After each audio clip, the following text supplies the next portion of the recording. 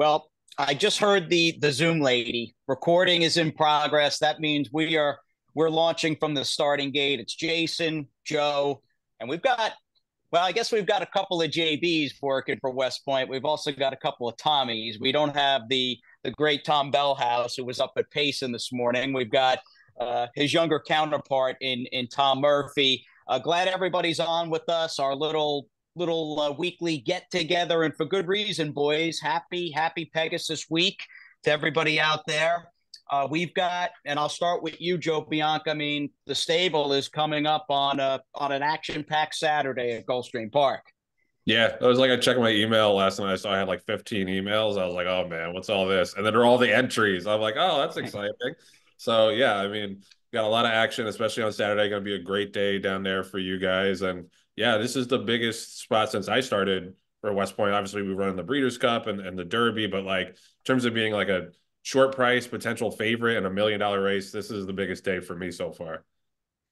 It's a good way of putting it, Joe, because I was even talking to my wife last week, and I was talking to Christine, and I said, okay, for me, the timing was amazing with starting for West Point almost 3 years ago. It was about 9 weeks in hindsight before Flightline debuted, and then getting to go on that whole ride. And look, we've got a stable filled with promise and a lot of quality, and I think the stable's sitting on just a gigantic 2024, knock on wood, assuming got to stay healthy and all that. But in terms of having a horse like Integration, there haven't been that many per se. And Tom Murphy, to hear Shug just say, look, I've been around some really good horses, not all that many were better than Integration might just be. I mean, to hear that come out of Shug's mouth, I mean, sort of in my mind, even brought him up to another level or two going into this turf race on Saturday. Yeah, I've been so excited. Yesterday I was sitting on waiting to see when Posty drew what would be on the morning line. And I mean, can be one of just an awesome start to his 2024 season. Kick it off with a win here and then just hopefully go on and continue to dominate. Yeah, up to the mark. I was up at Payson on Saturday. I was talking. It was pretty great. Will Farish Jr. was there, who's just such a classy guy. Shug, of course, Anthony, Reed McGahee was there, and we were all kind of just chit-chatting after Integration breezed. And I said, again, we know how brutally difficult this game is and the ebbs and flows and the valleys. You may not get that many peaks. It's just the reality. But I said, the horse I would love Integration to emulate in my mind is Up to the Mark. That kind of campaign from a mile out to a mile and a half. So we'll keep the good thought with him. Just recapping, guys, no wins last week. But I think looking, and I truly feel from Juan Valdez debuting as a 4-year-old on Thursday down here at Gulfstream, through Co-Invest, his good debut on Saturday, late in the card at GP, and then Zverev and Prosper, maybe 4 very different and individual horses.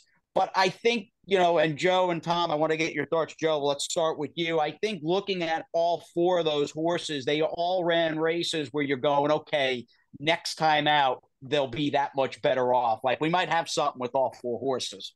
Yeah, I mean, something to build on for sure. And especially with the 2 first-time starters, because Co-Invest, we didn't really know what to expect from him. Like his works had been okay, but nothing like to write home about. And for him to show the speed and then show the gameness to turn back the Chad horse and then just get run down late, like kind of unlucky. I thought the figure would be a little bit higher, but regardless, like I thought that was very, very, very exciting and something to build on. And Prosper yesterday showing that kind of speed in a really salty maiden race. Like that's like as tough of a maiden race as you'll see. Horses running 95 buyers coming into the race, a couple highly regarded firsters, and for him to outrun them early and still fight on okay in the lane, like I think that was a terrific effort from another horse that we thought was pretty good, but we didn't know there wasn't like anything that blew your mind when he worked. So to have those 2 efforts from horses that were kind of a mystery going in, I think is huge. Definitely. And then like Tommy with Juan Valdez and Zverev, both of them ran races that I get they're two different horses, even though they both obviously ran on the grass. But again, both of them with Juan Valdez coming back off the layoff and then Zverev finally getting a clean trip. It looked like they both took steps forward for me. And I think they're supposed to be that much better off the next time they run and so on and so forth. Yeah, I really thought both of them, they both got something out of the races. It's always disappointing when you have a horse run and you go back, watch the replay the morning after, and you're just kind of like, oh man, I really wish this would have went better. But both of them, I was able to go back, watch it, and say, all right, this is something that we can build with, we can use, and start the year off strong and really start to get the stable heating up here. Definitely. Saturday should be great. Got a decent crowd. I mean, look, we've got 3 horses racing, of course, integration. And again, we love them all. We love all our horses in the entire stable. And it's a big stable. And, not to play favorites, but clearly integration, just being real about it. He's the big dog. He's the star of the show in the Pegasus turf. And then we've got the 1-2 punch of Giant Game and Signature in the Fred Hooper. I mean, that filly coming in for the grass race, I understand this is her last start and they're basically making a little bit of a pit stop on their way to Coolmore in Kentucky to breed her. But man, I was watching some of her races this morning, including the filly and mare turf and even the race she ran last time out in the Hong Kong base. That filly Warm Heart, Joe, she is a good horse. Yeah, no, she's the real deal. Multiple Group 1 winner, like you said, beat by that much in the filly mare turf. Shipped over to Hong Kong and ran a respectable third. Like this is a classic Aidan O'Brien globe trotting superstar, frankly. And yeah, I would think we were all a little bummed to see that she was actually making the trip. But it's not just her. Like there's I think she and integration are the clear 2 in terms of talent. But if you look at speed figure wise, a lot of horses have run high 90, low 100 buyers. So, it's going to be a really good test for him. We're all like justifiably very excited, but I just don't want anybody to think like this is going to be some kind of cakewalk. Like this is a major, major step up for him. And yeah, like I would love to see a really fun stretch duel between him and the filly with our horse coming out on top. Got to get a good trip. I mean, that's obviously horse racing 101, but on this turf course, which can at times be, I say in general, is very friendly towards speed horses. I was glad. I mean, you guys were watching the draw. Christine and I took a ride down to Gulfstream for the draw. And Tommy, I mean, 2 horses left for the body of the field. There's 2 open slots, in the field as far as posts. You had 3 and 12, and thankfully we wound up drawing in post 3. But he's got to get a good trip. And as Joe was saying, I mean, there's some depth in this field. Even horses like Web Slinger and Adamo. I mean, they've run some really good races. Web Slinger scares me. He scares me a lot, actually. Yeah, Web Slinger's a really nice horse. I mean, that day when he won at Churchill back in May, I mean, he ran an unbelievable race, I thought, and he's just a really hard-nosed horse that always finds a way to be there, no matter what kind of level he's running in. So that's a horse that I kind of have circled to keep my eye on, especially because I think he might be sitting relatively close to where we are with integration. So obviously it'd be great to be able to kick by him, leave him in the dust, but he's one I'm going to watch for and kind of see where he's positioned during that race because we're going to be hopefully mid-pack, and then Warm Heart's going to be coming way deep. So hopefully, like Joe said, when it's all said and done down the stretch, it's going to be us two doing it out and we come out on top. So I'm working on the card now. I mean, there aren't that many days of racing where I guess having done it for so long, having to look at every single handicap, every single race, having to have an opinion in the 4 years I spent at Gulfstream and then Naira before that, it's nice. It's nice for me being able to just pick my spots and not having to like really deeply analyze every single race. But Saturday is an exception to that. And I'm not done with the card yet. I'm just wondering, and I haven't gotten up to the Pegasus dirt race yet. What's your guys' early take? I mean, do you have any opinion? I know the race is Saturday and we're taping this thing Monday, but you got to get around National Treasure. Nice horse, but in the grand scheme of things, he's just a horse. So it struck me as the kind of race that you might be able to come up with a couple of prices. I'm just wondering where you guys are at in terms of looking at the dirt race.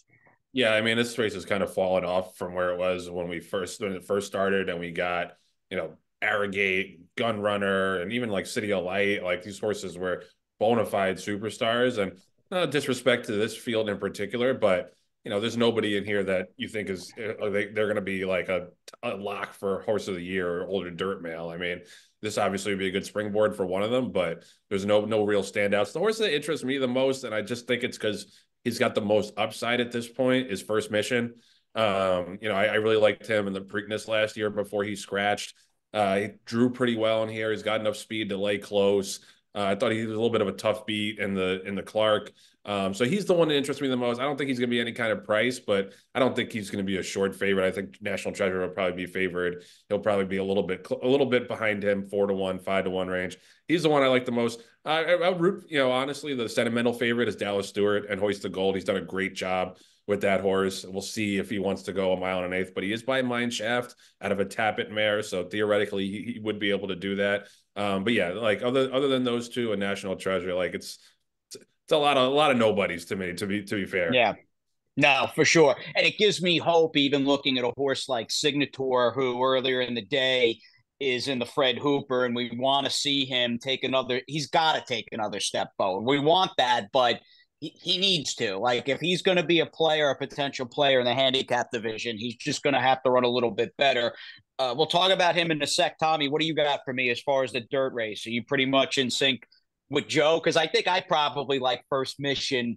Off the top of my head, I probably like him more than anybody else, and that includes the Baffert horse.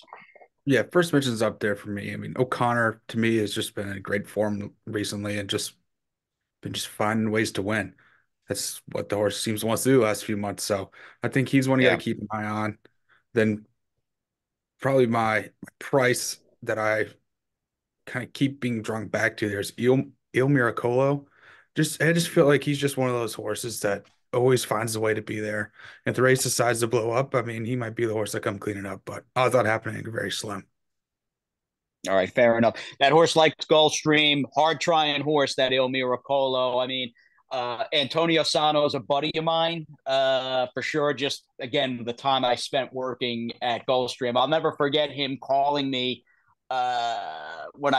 when it was announced I was leaving the Stronach group to come work for Terry and Deb and join the West Point family. And I got a call from him actually, in his broken English, just wishing me, congratulating me, and wishing me good luck. But even with my relationship with Antonio, that horse had been in some insane spots and would run third, would run fourth, and sure enough, is kind of kept plugging along. No, it's a very an astute opinion there, Tommy, and the horse does like Gulfstream, so maybe a little bit of a live sort of a long shot / middle priced horse. How about our two boys earlier in the day in the Fred Hooper?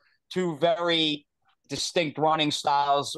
The old Pro Giant game likes to mix it up early. You got Hijazi coming in from the West Coast for Baffert, and then we've got that big gray horse for Shug and Signator, who I was relieved, Joe, to see that he drew outside. And as Tommy was saying, with the horse like Il Miracolo, I am hoping, like early on in the Hooper, he's getting an honest pace to close into, because he's going to need a little help there towards the front of the pack. Yeah, I mean, I like him more if this race were two turns, a mile and a 16th, a mile and an eighth. I think one turn is not quite his game, because I just don't think he has that kind of real burst that you need to be a closing one turn horse. He's a little bit more of a grinder, which is more conducive to go in two turns. But like you said, for him, we're hoping that this race melts down a little bit. Unfortunately, that would compromise Giant Game's chances, so you can't really have. It's tough to see them both running like in the top three for me. I think it's going to be one or the other. But yes, I think Signature is going to have to show a little bit more speed than maybe he's used to, because that Gulfstream dirt track, like even if there's a fast pace, trying to come from way back is just it's a loser's gambit. Definitely.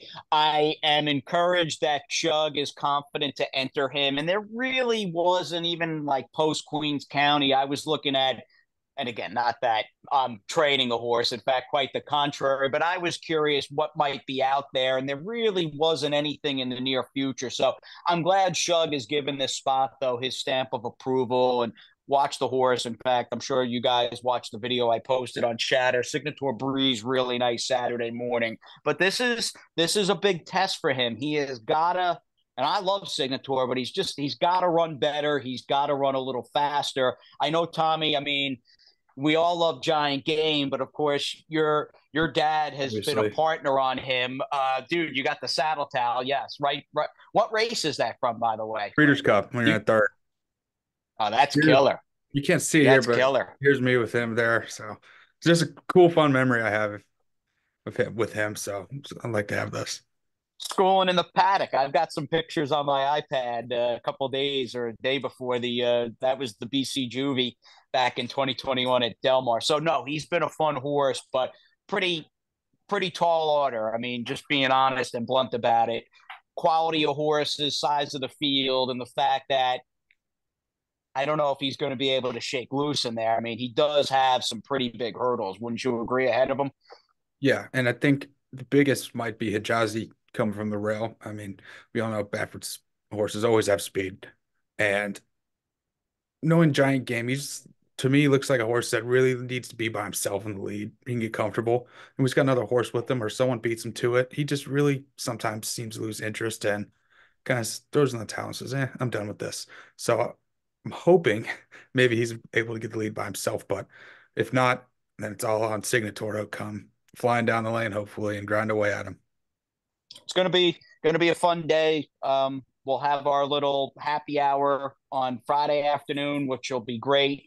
Um, Tommy's in town. Bell House got down from negative -5 Saratoga Springs Saturday. I got to see Tommy yesterday at Gulfstream, which was wonderful. So it'll be a great week, and good luck to the three of our horses that are in on Saturday. It got me thinking though, with this being, of course, Pegasus Day and the first major racing day in 2024, and it really looks like a great card. I mean, it is one gigantic field after another. You've got multiple stakes. Easily the best day of racing we've had in this country since the Breeders' Cup. It got me thinking, though, guys, to big days of yesteryear, and just talking about it got me thinking the first really major horses, big time horses that I fell in love with as a new fan back in the early to mid 1990s, and this is a conversation we haven't had, so it'll be a good listen for me. What are some of your guys' memories? I mean, I'm talking big racing days, maybe the first couple of big horses you guys as like new fans grabbed a hold to or grabbed on. What about you, Joe, as far as looking back to Belmont days 20 plus years ago? Hit us with it. Yeah, no, for me, I started following racing in 2003, which was when Funny Side won the Derby, and so that's kind of what set me on this path. But I never was able to watch him live. So the horse that I remember seeing live that really got his hooks into me was Ghost Sapper. I was there when he won the Woodward, and it was him and St. Liam battling throughout the stretch, and St. Liam kept drifting wider and wider, and Ghost Sapper just put his nose down and was able to get past him still, and he just that blew my mind because that was coming off of the 128 buyer that he got in the Island when he won by like a million lengths, and as we all know, it's different to win a race like that on a sloppy track than get into a dogfight with a real quality horse. A lot of horses wilt when they don't have everything their own way. He never did. I saw him in his last career start the following spring in the Met Mile. That's another little bugaboo of mine that they moved the Met Mile from Memorial Day, because my dad and I would always go out there on Memorial Day. It was a tradition to go watch the Met Mile, and it was really ringing in of summer here in New York and the New York racing season. So he's the one that sticks out for me. Rachel Alexandra also was just a joy to watch live. I was there when she won the Woodward. And Tom Durkin was correct. Like the rafters really shook. That's how loud that place was. But Ghost Sapper is the one for me that just I completely fell in love with. I had like Ghost Sapper shirts printed up. Like it was Nice. it was a real obsession. So yeah, he's the one that sticks out in my mind. And the real question, and of course, I was working for Naira at the time. I remember where the TV I watched that Woodward when he and St. Liam had that pitch battle. And the real question, though, as fast as Ghost Zapper was running, and I mean the speed figures from 7/8 out to a mile and an eighth were otherworldly. Could he stay a mile and a quarter though? And he obviously answered that a few weeks later at Lone Star Park. I love that. Like, and I always remember that. And he had never gone to the lead before. He was a closer for the most part for the early part of his career. And then he drew the rail, and Umberto, Bobby Frankel's top assistant, they asked him, like, are you worried about the rail? He was like, no problem. Wire to wire. This is a Secretariat-like horse. And he was right. They had no chance. And that was a loaded classic field. Yeah, it was a Like good field. that was stacked with Roses in May and Ozeri and like all these really superstar horses. And he never gave him a chance. Yeah, great horse for sure. It was neat too. And I mean, you guys lived it like I did. The comparisons of what our big horse, what Flightline was doing, right, Tommy? I mean, just the kind of numbers he was racking up, and say from his debut or even into the Malibu that he won from my house down to Gulfstream in terms of just a wide distance going 7/8. But then you think of his Pacific Classic and his Breeders' Cup Classic. He had that brilliance that so few horses like him and Ghost Zapper were able to race with, right? Yeah, I wasn't really.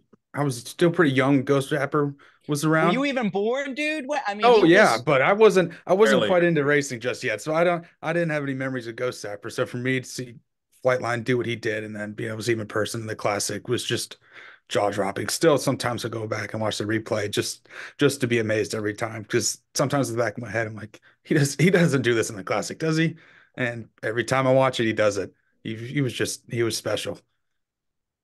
Yeah, for sure. First foals hit the ground too. Juju's Map had one. Of course, she was a great one, winning mare for Philly for our good friends at Outlaw Stable by Liam's Map. And yeah, it's been great seeing Flightline and his first foals in the news. It's funny, Joe, you mentioned Rachel Alexandra, of course, and that famous Woodward. And I mean, we'll never see a 3-year-old filly have the kind of campaign she had. What was that, back in 2009? I mean, just from the Oaks, the Mother Goose by record-setting margins, winning the Preakness, winning the Haskell. Yeah, there's some West Point lore though in talking about that famous Saratoga race. One of these days, like Tommy was saying with Flightline, does he still keep winning the Classic when you watch these races? Yeah, I keep thinking maybe Macho again might cut her down and finally beat her by a head, but that still hasn't happened a decade and change later.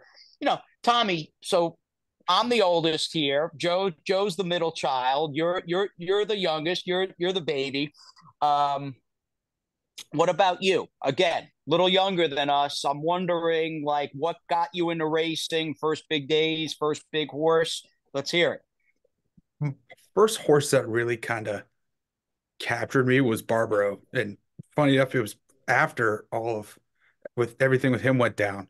Kind of vague memories of watching his Derby, but I think I was 6 at the time. So Mm-hmm. still fairly young. But then a few years down the road, went up to Saratoga and I got a copy of My Guy Barbaro, Edgar Prado wrote, and it's probably my favorite book. I've read it countless times.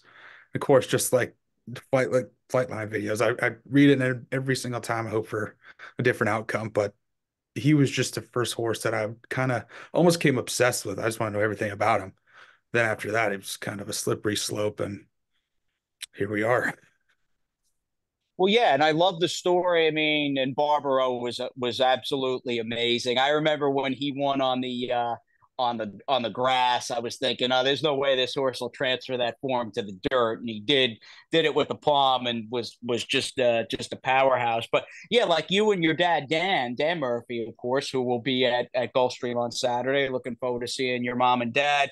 What were you guys? I mean, a few years ago, watching the Triple Crown, and it was like, you know what? Maybe we should buy a piece of a thoroughbred and look Yeah, into this, and here we are. I think how crazy life is, just like in my first trip, and it's been well documented, going to Belmont early in the summer of '93 with the Floral Park Youth Council. Had no relationship with racing despite growing up. I mean, literally a stone's throw from Belmont, was going to high school across the street from Belmont. Couldn't have cared less, and that one day changed my life. But thinking about your story and like the Murphy household, guys are watching the Derby or Triple Crown in like 2015, might have been when Farrow was winning, and it's like, you fast forward less than a decade later, and you guys are a racing family through and through. yeah. It's funny how it all works out, especially when talk to people from Jacksonville. I mean, Jacksonville, Florida isn't really known as a racing hotspot of the world. So it's people always ask me, "Oh, do you go around to Ocala a lot?" It's like, well, now I do. So it's very different, but I mean, I love it. And if you would have told me this 10 years ago, I would have said, "What? What are you talking about?" But Yeah, for sure. So I was and I love my Kindle app on my iPhone, but my nephew had given me a book, which I will recommend here. It has nothing to do with horse racing. It's called Ready Player One. I have not seen the movie, but being an 80s kid, I'm about, I'd say, 80% through. This book has been on my bookshelf, and I'm again 80% through. I've been reading it the last week. I definitely give it two thumbs up. What got me thinking, though, that this week in particular would be great to talk about all this stuff with you. I still have some old programs from big days going back to my teenage years. Essentially, I donated, like, when I was moving out of New York in April of 2017, I had a vast collection of like old programs, big days. I mean, even like random big days. Like, I kept the program on Super Saturday, I think in 95, or Turf Classic Day 95, when Johnny V won his first ever grade one.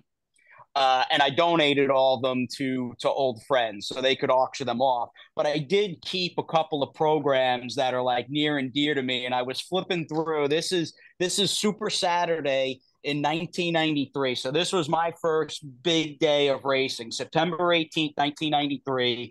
10th grade had just started.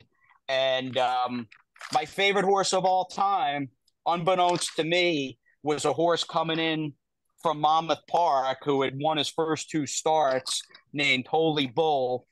Although he was not like a star horse by any stretch, the real star of the show was the Hare, who had become the first horse, I think, since Secretariat, to sweep all three 2-year-old stakes in Saratoga. And the rest is history. But I don't know how clear you guys can make this out, but here's the Like your Hare, the breed iPad. of It five. looks like exactly like your iPad. yeah, Yeah, it's yeah, yeah, changed. yeah, exactly, exactly. Uh, 4-1 on Holy Bull. So I still have this program, and in just thumbing through it a couple of days ago, I told my wife, I said, when I die, whether I want to be buried, I haven't decided, cremated, buried. Hopefully, have another 50 years plus to worry about that. This will be in the casket with me, this program. And I also pulled down, this is Breeders' Cup Day in 1995. So Holy Bull's number one. He'll be number one forever. And right behind him in a tight photo is the great Cigar. Who, here he is. This was the day when he was going for a perfect 10 for 10 at Belmont Breeders' Cup in 95. So uh I think how much the game's changed, and you get older, responsibilities of being an adult and all that. So I don't know. It makes me happy, guys. I mean, I know we can't like hop in a time machine or a DeLorean and go back in time, but not to sound corny. It's nice, especially with all the problems and issues the game has had over the last, say, 10 years or so. I do enjoy taking a step back and kind of reminding myself why I fell in love with the game. I think it's a good exercise that everybody should probably do. Yeah, no, I mean, I kind of miss those days sometimes. Like, as much as I love the way that my career has gone in racing, and I'm grateful to have it, like, that was pure. That was a time when it was just pure, all in. I want to learn as much about these horses and betting the horses as much as I could possibly do. Like, no one pushed me into it. It was just completely organic, and it was just, yeah. I try to hold on to that sometimes, just to remember like why you got into it in the first place. And just when you make friends that are into racing, you make friends at the track. Or I have this vivid memory in my mind, and shows you how much I was paying attention in high school. But I was in high school reading my racing form the week before the 2003 Breeders' Cup. I was like probably the only high school kid in the entire state who was doing that at the time. And a guy who ended up being a close friend of mine came up to me. He was like, "Who do you like in the distaff?" And my head almost exploded. I was like, "Oh, Wow. another one. There's another guy in this world a young guy like me who's into horses and into racing, and we're still track friends to this day. Like we've sustained a Cool. friendship for the last 20 plus years.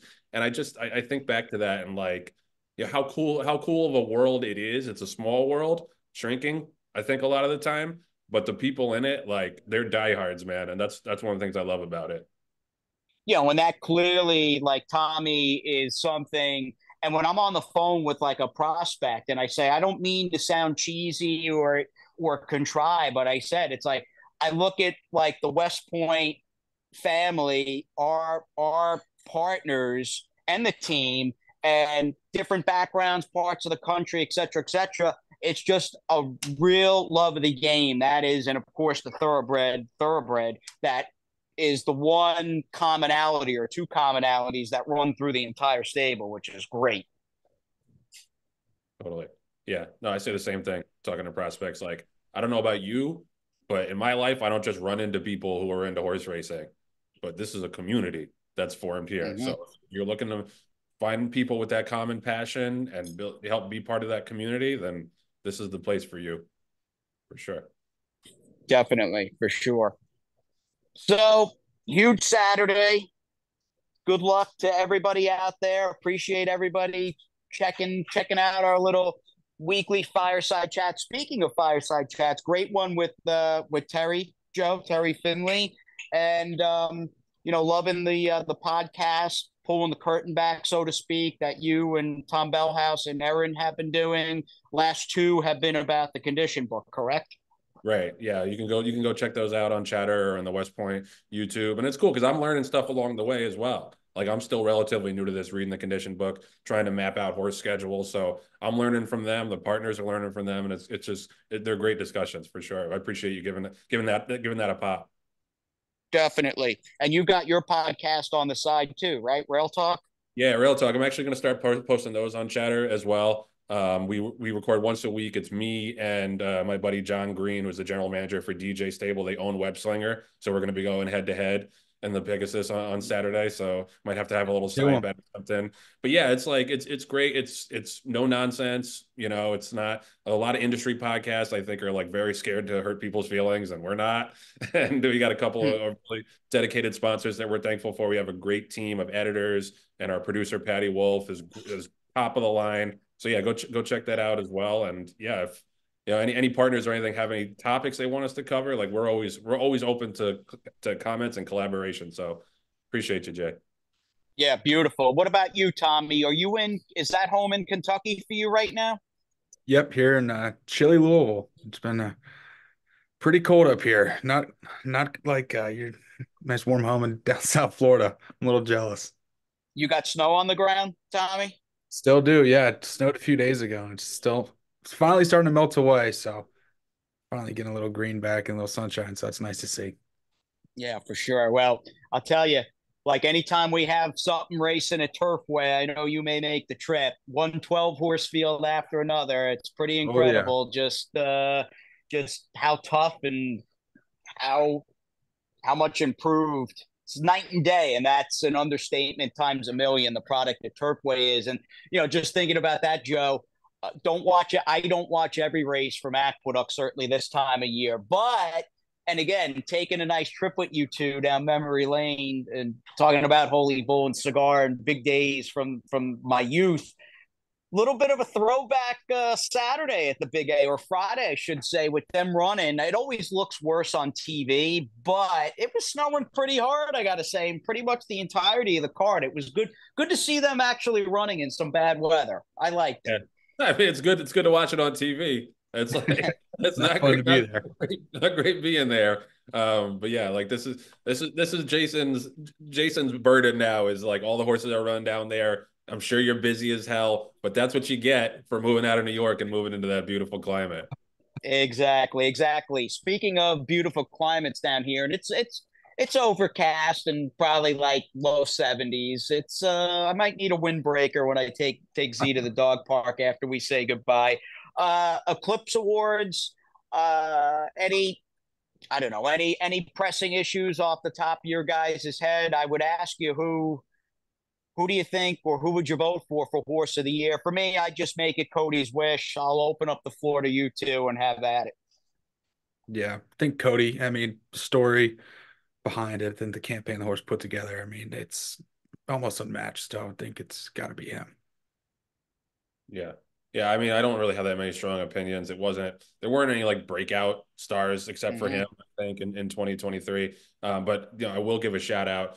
We mentioned this on Chatter, I believe, that my old podcast, the TDN Writers Room, won an Eclipse Award for their interview with Carson Yost, or Wade Yost, father of Carson Yost, namesake of Carson's Run. And those are the same editors that work on Rail Talk. So I'm really, really happy for them. They're going down to the ceremony. So just wanted to give them a tip of the cap. They deserve it.